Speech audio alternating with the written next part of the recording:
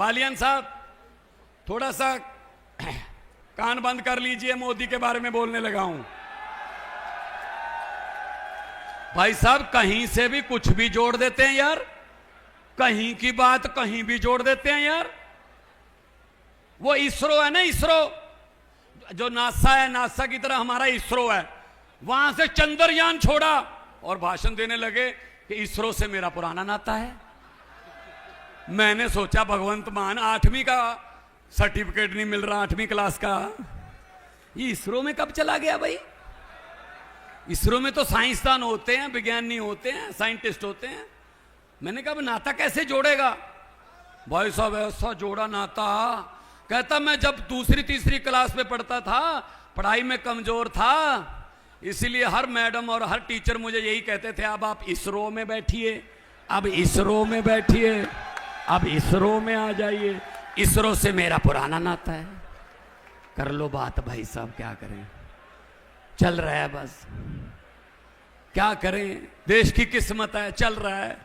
पता नहीं कौन कौन से देशों में गए हैं भाई साहब, हमने भी भूगोल पढ़ा है, हमने भी ज्योग्राफी पढ़ी हुई है, वो देश ही नहीं सुने कभी। ककनेशिया, पकलेशिया, पपुआ गुनुआ, टकुआ टकुआ। अरे यार कहां जा रहे हो भाई, हमें तो बता दो कहां जा रहे हो। विदेश नीति पूछने का हमें भी अच्छा, राज्य के मुख्यमंत्री हैं हम भी, हमें तो बता दो कुछ। वहां दोस्त मित्र होंगे तो आपको मिलके कोई काम वाम करवा लेंगे। ना जी, आज टकुआ पपुआ, आज पपुआ गिनुआ, और वहां का राष्ट्रीय अवार्ड मिल गया है। अच्छा जी, राष्ट्रीय अवार्ड मिल गया। वहां की आबादी कितनी है? कहते 9500। मैंने कहा इतने लोग तो हमारे यहाँ जेसीबी चल रही हो उसको देखने के लिए खड़े हो जाते हैं। वो जहां 140 करोड़ रहते हैं वहां रहो, जहां 140 करोड़ रहते हैं वहां रहो। 9500 से बात नहीं बनेगी मोदी जी, 9500 से बात नहीं बनेगी। सच्ची है ना? हाथ खड़े करके ताली बजा के बता दो, सारे हौसला बना दो।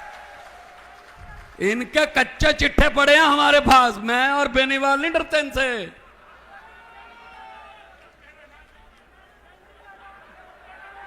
संजीव बालिया ने कहा मैं भी नहीं डरता, अभी अभी कहा है। आज तो समाज के लोग बैठे हैं, अब तो सच बोल दो। पंचायत में झूठ नहीं बोलते, आज तो महापंचायत है। तो भाई साहब पढ़िए, बच्चों को पढ़ाइए, और आज अपने विरसे को भी याद रखिए, अपनी कल्चर को, अपने जो अपने पुरखों को भूल जाते हैं वो कौम बर्बाद हो जाती है भाई साहब। महाराजा सूरजमल जी की आज पहली प्रतिमा है, लेकिन आखिरी नहीं होनी चाहिए। जहां जहां आप कहोगे वहां मैं आऊंगा, वहां मैं आ जाऊंगा, बुला लीजिए।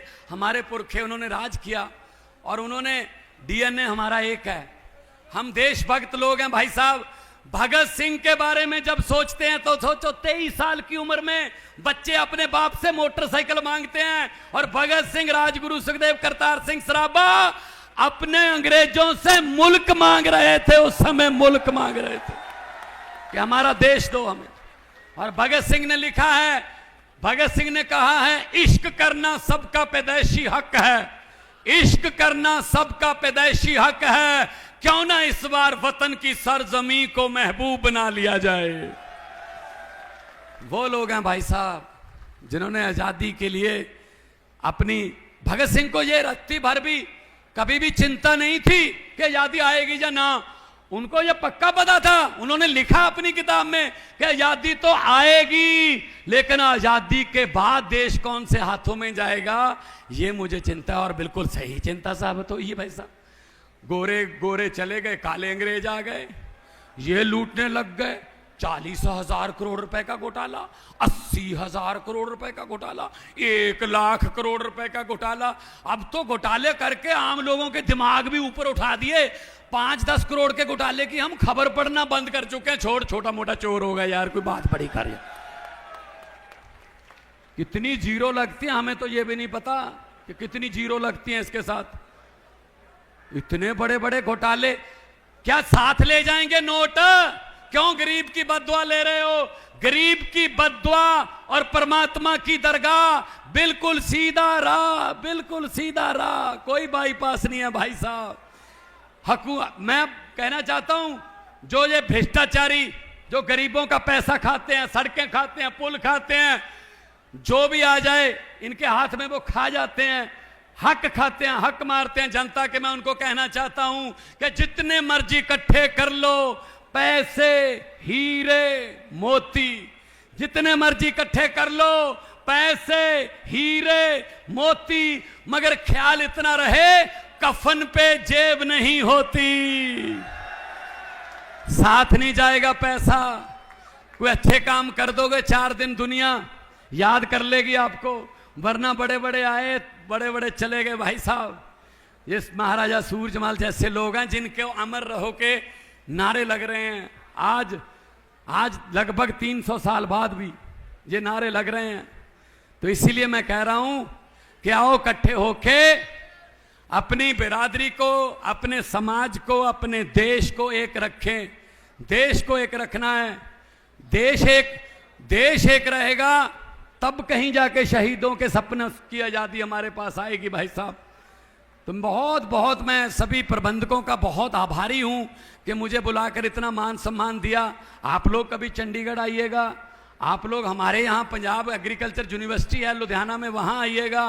पंजाब का किसान एमएसपी पे भाई साहब फसल बिकती है, आज फसल लेके आएगा, आज शाम तक जब फसल तुल जाएगी बोरी में डल के गोडाउन में चली जाएगी, और शाम तक जब तक ट्रैक्टर ट्राली लेकर घर जाएगा तो उसके मोबाइल फोन में मैसेज आ जाता है आज की फसल के पैसे आपके खाते में डल गए भाई साहब। घंटों में काम होते हैं, क्योंकि मैंने खेती की हुई है भाई साहब। मैं खेत से निकला हूं, मैं ट्यूबवेल से चलाकर, ट्यूबवेल में इंजन मैं बरोजा लगाकर पटे को मैं निकला हूं। मुझे पता है आयशर ट्रैक्टर ने हैंडल के साथ जब स्टार्ट करते हैं 2 बार ये बाजू टूटी हुई है, देखो थोड़ा सा फर्क है इससे। इन्होंने कभी गरीबी देखी है? इन्होंने कभी गरीबी देखी है? ये सोने के चम्मच मुंह में लेकर पैदा हुए हैं ये, इनको क्या पता गरीबी क्या होती है। गरीबी गांव में रहती है भाई साहब। जो गरीबी है ना, ये देखना हंडाना अपने तन पे, वो ही जानता है जो गरीब है। एक दिन झोपड़ी में रह के कोई गरीब नहीं हो जाता। अगर इतने ही गरीबों से है ना तो उस झोपड़ी वाले को अपने घर में रखो, उसको थोड़ा अमीरी के बारे में पता चले, वरना उसकी तो झोपड़ी भी छीन ली जिस दिन उसके घर रात बिताते हो कि तू चल फोटो लेनी है, झोपड़ी में ठहरे। बताइए भाई साहब, ये तो कैंपिंग करने आते हैं हमारे घरों में। तो कोई बात नहीं, समाज हमारा अन्नदाता है। हाँ, हमारा समाज कभी ऐसे नहीं करता हाथ, हमारा समाज हाथ ऐसे करके देने वाला समाज है भाई साहब।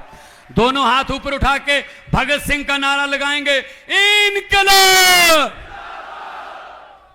दिल्ली तक जाए आवाज, इनके शीशे हिलें, शीशे। और है आपकी आवाज में वो ताकत। जब दिल्ली की बरूहों पर, सरहदों पर बैठे थे, हिले थे ना शीशे, वैसे होना चाहिए। दोनों हाथ ऊपर उठाकर थोड़ा वॉल्यूम और बढ़े, इनकलाब, महाराजा सूरजमल बोले सोनिहाल। लोगों को अक्सर कहते सुना है, जिंदा रहे तो फिर मिलेंगे, लेकिन इस पंजाबी दिल ने कहा है, मिलते रहे तो जिंदा रहेंगे। बहुत बहुत धन्यवाद, बहुत बहुत मेहरबान।